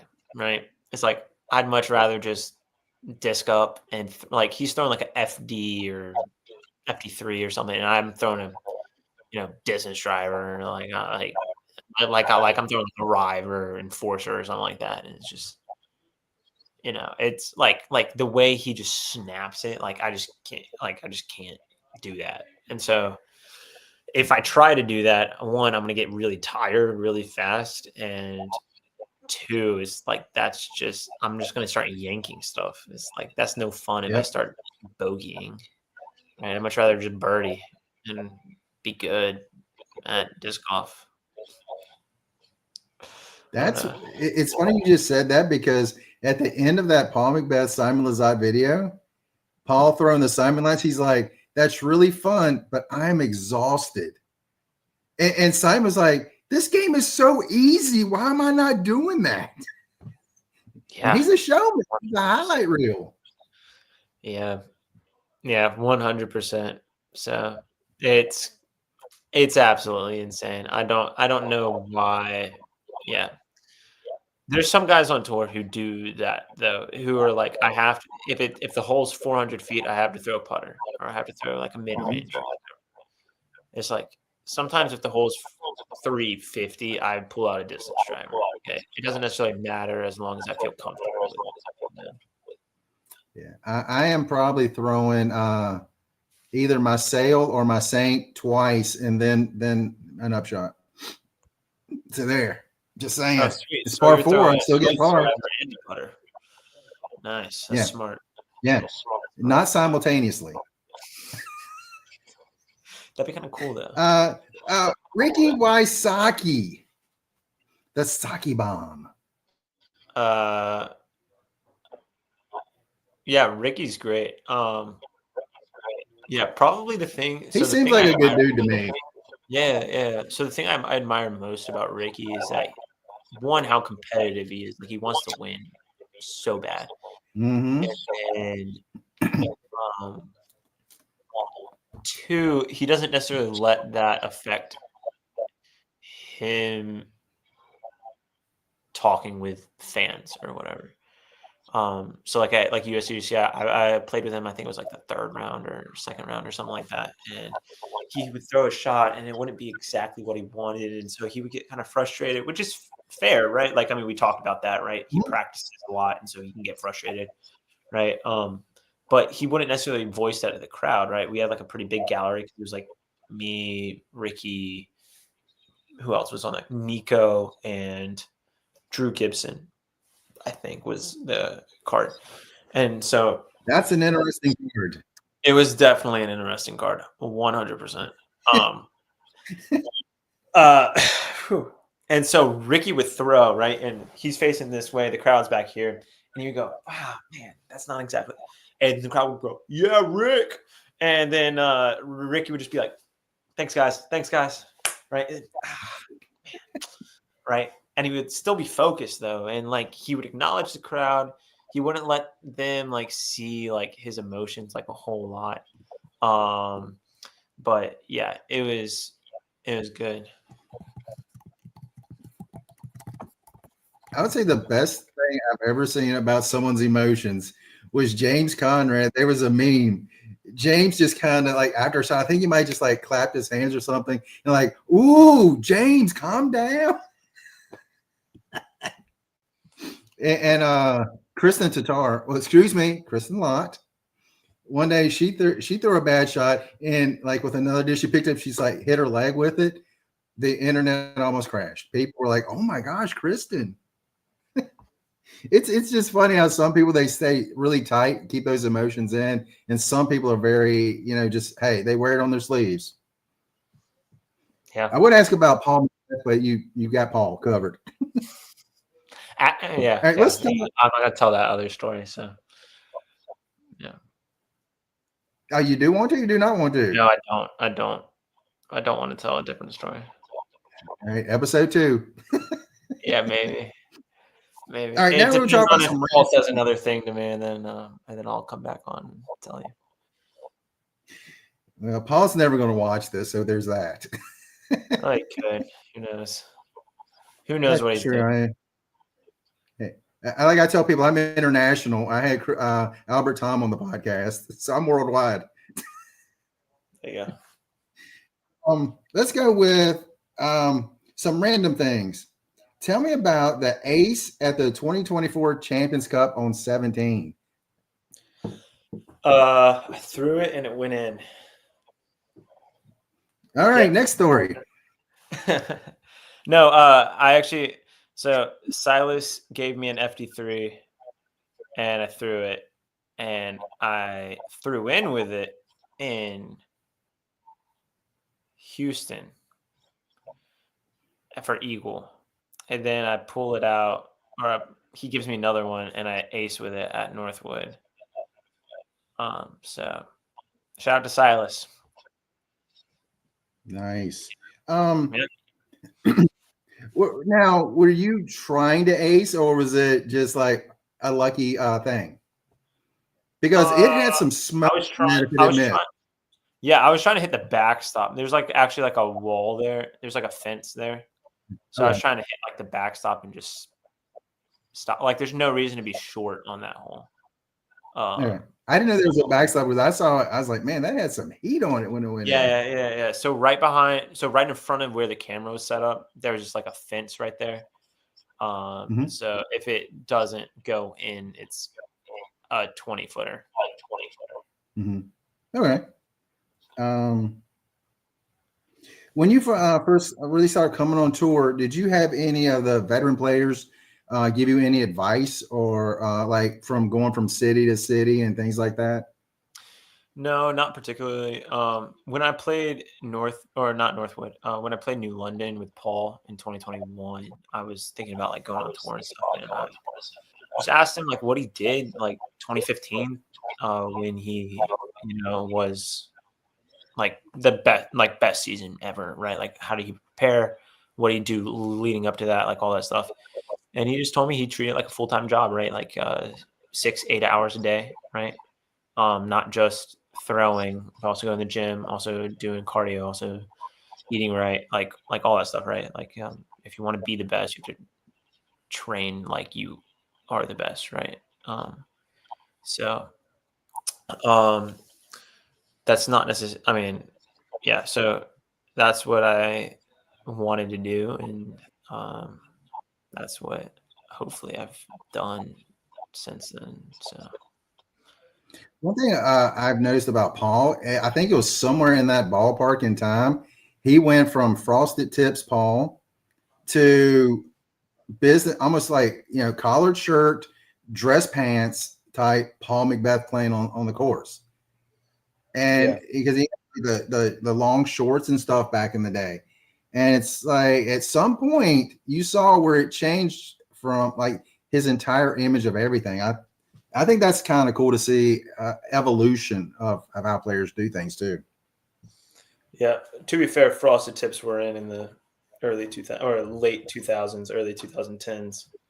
So Yeah, he had the earring too. Yeah, yeah, for sure. yes, I was trained. Wait. No, that was after I finished training mixed martial arts.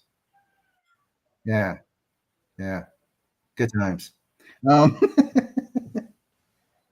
Do you ever play glow disc golf? Not really.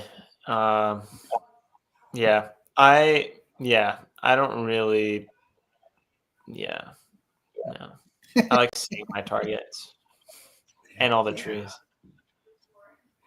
I mean, I hit enough of them, so if I don't see it, I just assume they're not there. That's Now, I mean, fair. the hardest thing for me is distance control. It's like I can't get that depth perception at night. And okay, two on see, is that favorite event? So what would be your favorite event? Ledgestone or Green Mountain Championship? All right. And all right, this one's kind of fun to me. Because you didn't play in the mixed doubles championship last year, did you, at Worlds? If you could pick an FBO player to be your mixed doubles partner, who would it be?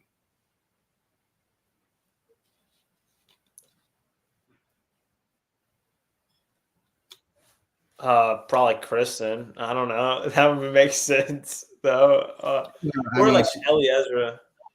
Ellie Ezra is so much fun to play with, actually. So maybe Ellie. yeah, I met her at Worlds. What a lovely lady. I mean, it's very nice, very sweet lady. Met her whole as like I guess it was most of her family. As like that's Yeah, awesome. They yeah, got a very family. yeah. So I think she has like 6 siblings. Um, Mhm. that sounds right. And her mom traveled around with her a lot. So yeah, I think yeah. So again, she's part of like Eagles Wings. So I think like she's stopping into town.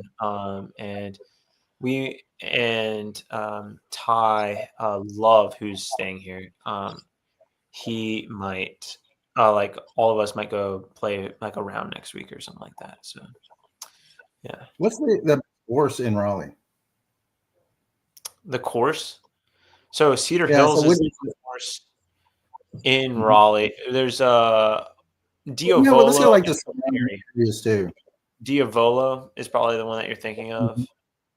Mhm. Um, Mhm. we have a few. So from my parents' house, there's like you know 8 courses within 30 minutes or whatever. But the 30 minutes are like different directions, like all Yeah. over, right? Mhm. Um, from my Like house, Burlington, yeah, I like the regulator in Burlington. I thought that was a fun course. yeah. So I'm actually going there tomorrow and playing. So if you're in Nice. Burlington, yeah, Hmm. yeah.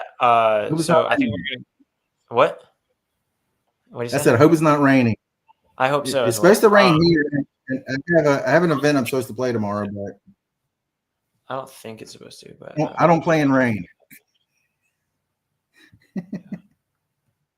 yeah, I think it's just supposed to be cooler tomorrow. So Mhm. yeah. All right. And last question.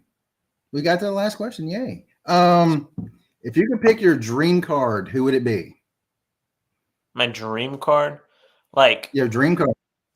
Like you and 3 other on the card.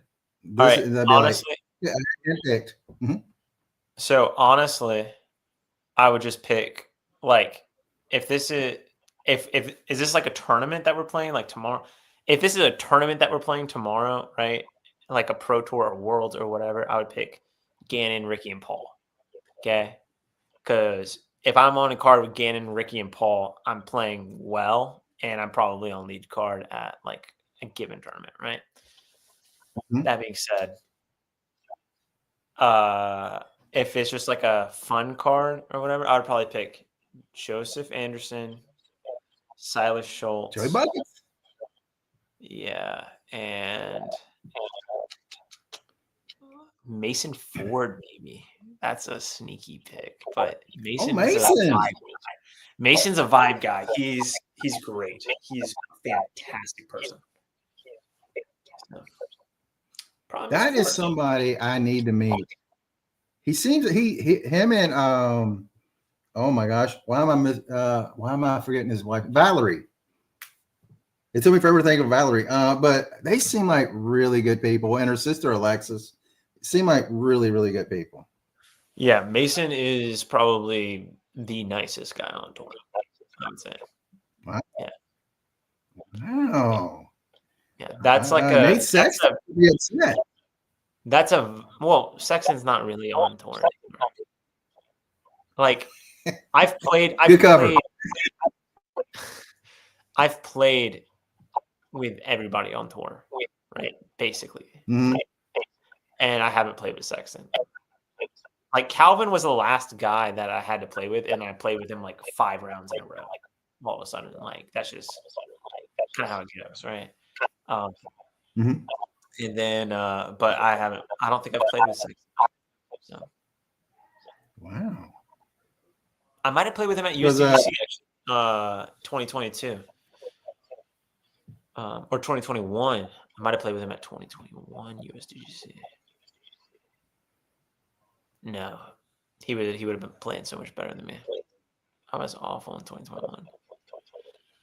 Is there one piece of someone I know I just thought of another question. I'm sorry. It's what I did.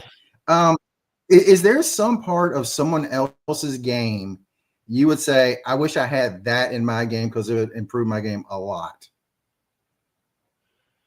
I mean, besides distance, would it improve my game a lot?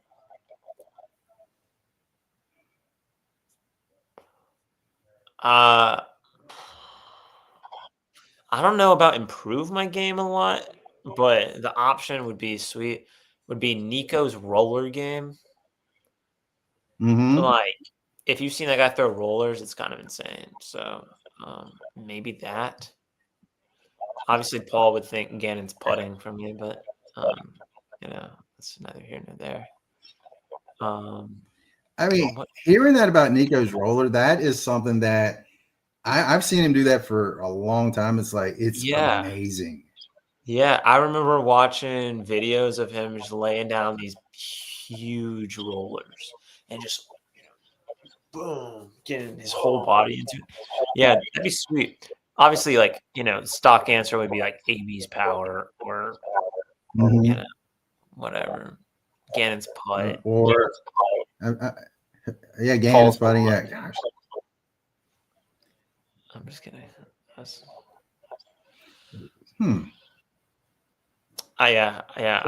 don't know.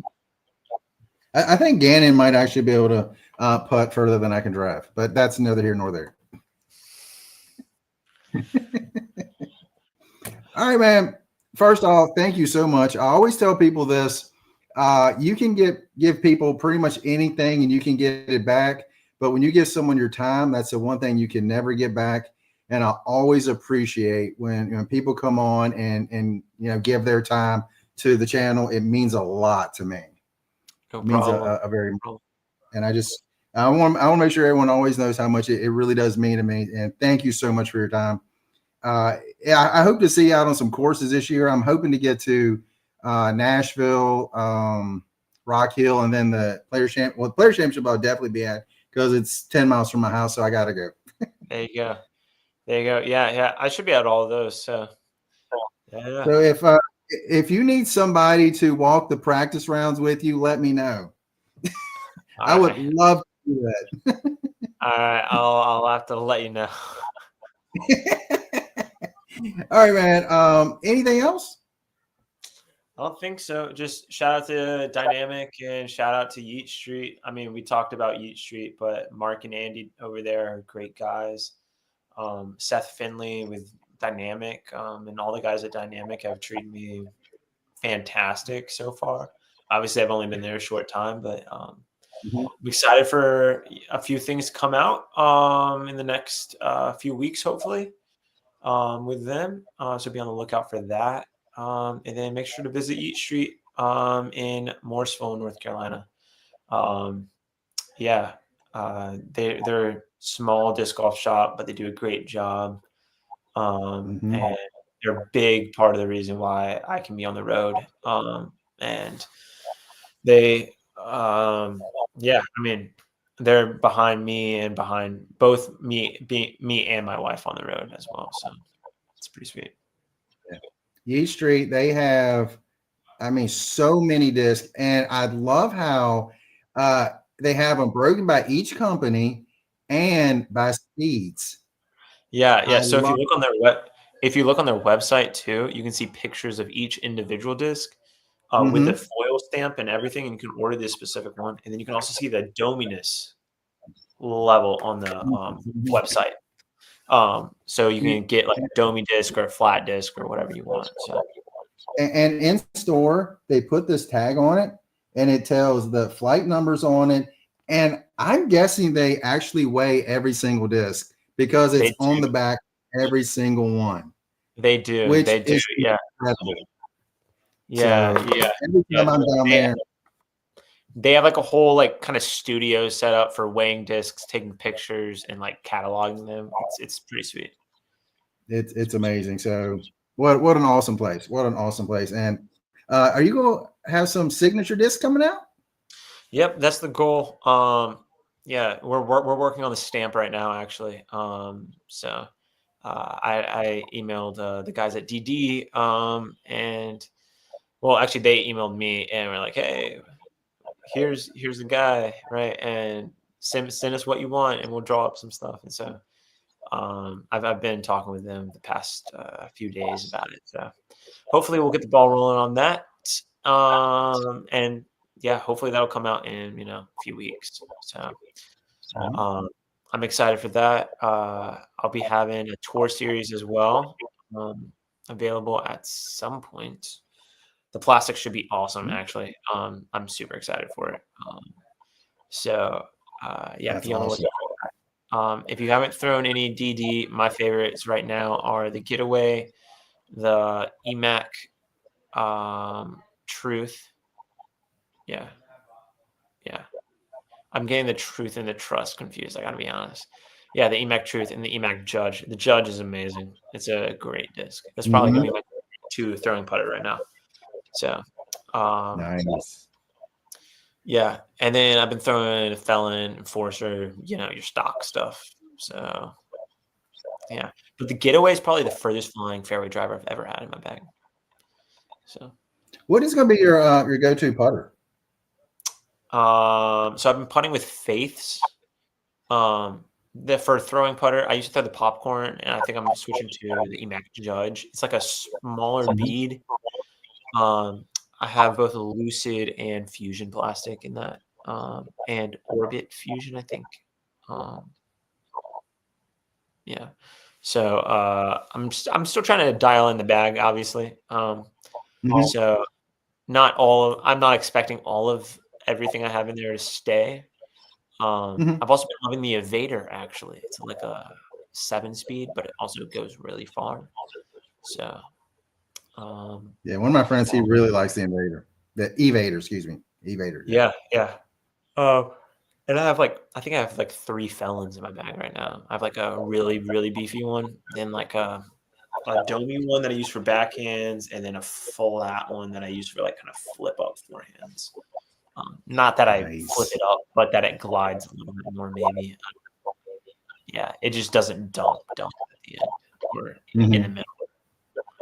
So Nice. Nice. Well, I'm definitely looking forward to seeing you out on tour this year, seeing you on some coverage. It's gonna happen. oh, for sure. And again, thank you so much.